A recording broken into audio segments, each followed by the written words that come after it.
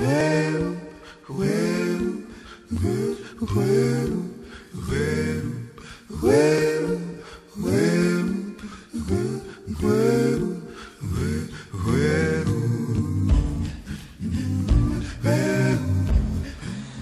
everyone, I'm Bob Wischusen. I'm glad to be here tonight for the first ever Dreyer Farm CSA box party. We have a chance tonight, I think, to kind of reintroduce a concept to many Cranford residents they might be familiar with. And if you're a Cranford resident and you don't know what we're talking about tonight, but you like to cook, you want to tune in.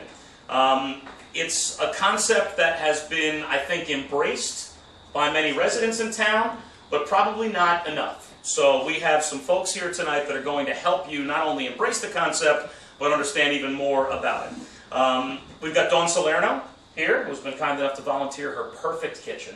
Why, thank you. Which is like the set is like a TV set. We have a celebrity chef. We should also mention, though, that Dawn is the one that creates all of the recipes for the program. She's the one that uses the material in the box and tries to think of awesome recipes for everybody. So Dawn has had a big hand in this. Yeah, Dawn.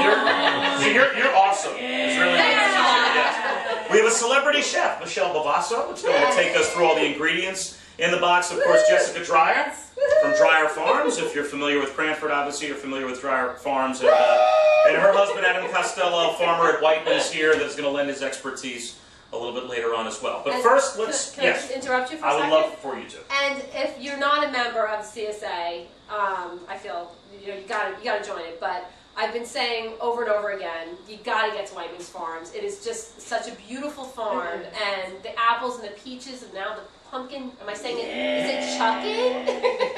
Slingshot. Slingshot. You gotta go. It's really a great day to go with your family. It's just a wonderful. You want to give yourself one of those? Yeah. You're awesome. Thanks, Dawn. Yeah. But let's start with Jessica, because I think that there are probably many residents in Cranford that know what Dreyer's Farms does with the produce box, but maybe there are those out there that aren't familiar or maybe need to be kind of reintroduced to the concept. So what is in the box? How does the program work? And what are the benefits? All right, we keep pointing. This is the box over here. This was today's box that went out. We had a lot of stuff in it today. We're using some of these to talk about the turnip tops, but the turnip tops, we had all kinds of stuff in today's box. Yams, grape tomatoes, we had spinach, frying peppers, all kinds of radishes, parsley, stuff like that. You always get corn. But this is an example of today's box. Of course, if we had taken this video next week, it would be an entirely different scenario here because it changes every week. Every week there is a different set of produce that looks beautiful, a different set of produce available to us, and so we try to mix it up every week and see what we can put in the box. And honestly, we like to challenge you a little bit. Like, we like to try stuff that you've never had before, like the turnip tops. We keep talking about that, but last week it was kohlrabi. Kohlrabi. Yeah, it's always we're trying to do something different. And also it helps us expand our growing capabilities. We can now grow things that maybe aren't so popular. Maybe we want to try something new, and so the box helps us to try things new in the field too. Like this year we grew the rainbow carrots, which was a fun addition. If we weren't doing the boxes, we really wouldn't be able to grow them because we wouldn't have the market for, let's say 100 bunches of carrots. But this year we grew it. It was in our boxes for 1 week, and so it really helps us. It's a lot of fun. We're really enjoying it. Well, if I'm a customer, I walk in off the street and I say, I've heard about this box thing you do at Dreyer Farms. So obviously you've explained what goes into the box, how it varies from week to week, but just the introductory, what's going on? How many different sizes are there? How much does it cost? How often do I get it? What days? Okay. Well, what's the program like? This is a small box. This is $26, and you get it once a week. You can pick either day, Tuesday or Friday. And once you sign up, you can come all summer long if you like. If you only want to try it for a couple days, you can do that too, see how it fits with your family.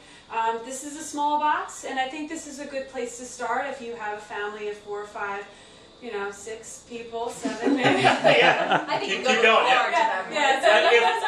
If this is the small box, how big is the big box? The big box is pretty big. It's pretty big. That one's $42, and you get tons of stuff in the box. You get not only the stuff that comes in the small box, you get more stuff. You get different stuff. It's not just larger quantities of what's in the small box. It's different stuff also. Like so if I came in and I started to shop and I grabbed ears of corn, turnips, whatever, you know, and filled up a cart with enough, or bags with enough to fill that box, it would cost more than $26 oh yeah, at you Dreyer definitely Farms. get a deal. You Yeah. definitely do get a deal. I mean, I can't exactly say what you know, how much you're saving, but it's always more than $26. So it's definitely a deal. And another reason why you shouldn't feel guilty if you get stuck with one vegetable at the end of the week, you're like, oh, I didn't use it.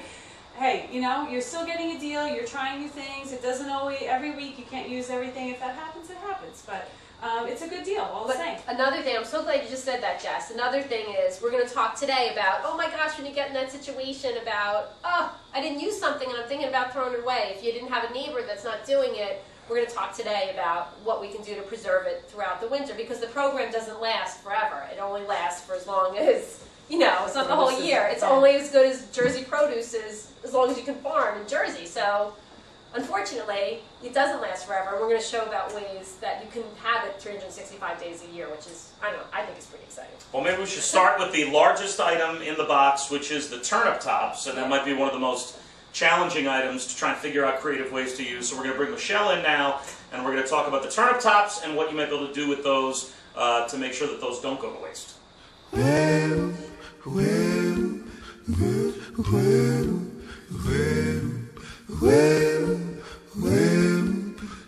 So Michelle, this week we had in our box something that was a bit unfamiliar. I've never had it before. Turnip tops. That's right.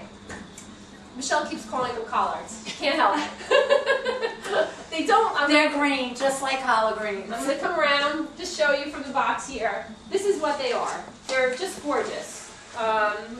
Many people have an aversion to greens. I personally just love the greens. They're beautiful, and if everybody could just like taste a little bit of it. That's the first thing that I always like to do when I get something unfamiliar. Is just to taste it, to see like what I can compare it to. And for me, when I tasted it, I thought, I gotta call Michelle. What am I gonna do with this? And I thought, oh my gosh, it's like broccoli rabe. Exactly. It does taste like broccoli. Broccoli Without the broccoli part of it. Mm-hmm. So, has everybody here had broccoli rabe before? Sure. Okay. Yeah.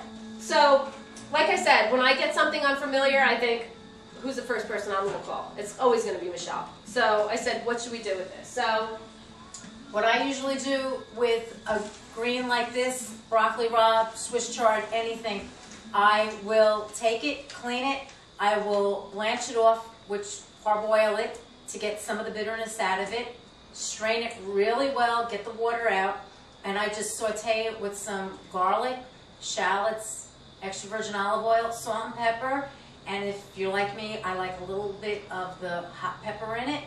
And that's it, and it's just as good eating it simple like that. And you can add it to anything else. And here we have some already sauteed for you with the garlic and the shallots and the extra virgin olive oil. it's really delicious, and I have to say, dollar for dollar, look at that bunch. When you get broccoli rabe in the supermarket, it's never that big. So you definitely get more for a bunch versus what you get for broccoli rabe. Yeah. And it's something different, and I think when you try different things, you definitely get a mixture of different types of vitamins and minerals, and it was so much fun to try something different. So it even looks, when Michelle came over today, I said, oh my gosh, it looks just like broccoli rabe, it really does. And it's very similar in flavor to broccoli rabe. So just as a little bit of a segue, greens are something that, like I said before, people I think generally have kind of an aversion to. We come back to, like, you know, when we're 5 years old and, you know, mom puts something green on the plate, whether it's spinach or whatever it is. I don't want to eat them. And for me, we've got the Swiss chard a lot in the CSA box, Yes. different colors of Swiss chard, spinach. Right. Mm-hmm. And like I said, I always go to Michelle to say, what should I do with this? And it's basically, Michelle's going to show you now, it's basically all the same procedure of what All you the should do. same procedure, except with Swiss chard. Swiss chard has a little bit more of a fibrous end to it. Here, this is a much thinner end. Swiss chard, what I usually do is I will take the ends off and I will blanch them first because they take a little bit longer than the leaves do. But here with the collard greens, you can just turnip greens. I'm sorry. Oh my God. With the turnip greens, you can just blanch the whole thing at once, even like with broccoli rabe also. The Swiss chard, like I said, you need to just cut the ends off and do them separately with the leaves and the stems. But you're saying for these, you can eat the whole thing. You can eat the whole thing. And you prepare everything the same. I just take the ends off a little bit. I'll cut them in half, and I'll put them in water to clean them, and then I will blanch them in hot water. I think we have hot water boiling right now. So I'm just going to blanch off a few right now for you. Okay, so we were talking earlier today about the greens and different ways to prepare them. Like we said, the collards, Swiss chard and mustard greens in that family as well. Kale. It's basically all the same way. All the same way. You put it in a pot of boiling water. That's about a stock pot. Can you get this here? The stock pot is this size. It's about half full. It's a rolling boil. And Michelle's going to just toss it in there. Are you going to cover it, Michelle? No, I usually don't like to cover my greens. I will throw a pinch of salt in there. I don't like to cover my greens because if you cover them, anything, string beans, any type of greens that you're cooking, broccoli, it will turn brown if you do cover your greens. And I don't think anybody wants to eat brown vegetables. No. So I never knew that. Are you kidding? Yeah, it turns brown. So 2 minutes, right? About 2 minutes in the water. Yeah. And I find personally, I mean, Michelle's, like I said, a professional chef. 2 minutes, I have to put my timer on because I know we're fortunate enough right now that there's not a million kids running around, but generally there's always kids running around, and 2 minutes goes by like, you don't realize it's 2 minutes. So I set my timer for 2 minutes so that I know. And do you shock it when you come out? When it comes out? You can, but normally what I'm doing is that I'm blanching and I'm cooking right away. If you want to heat them, like I blanched these off this morning, and see how green they are? I did shock them with the cold water and just to stop the cooking process. But since I am, cooking right away, I'm just going to blanch them and then I'm going to just saute them right away. Okay, so after, now that we know how to cook them, we're going to show you in a little bit how we're going to eat them. Well, well, well, well, well.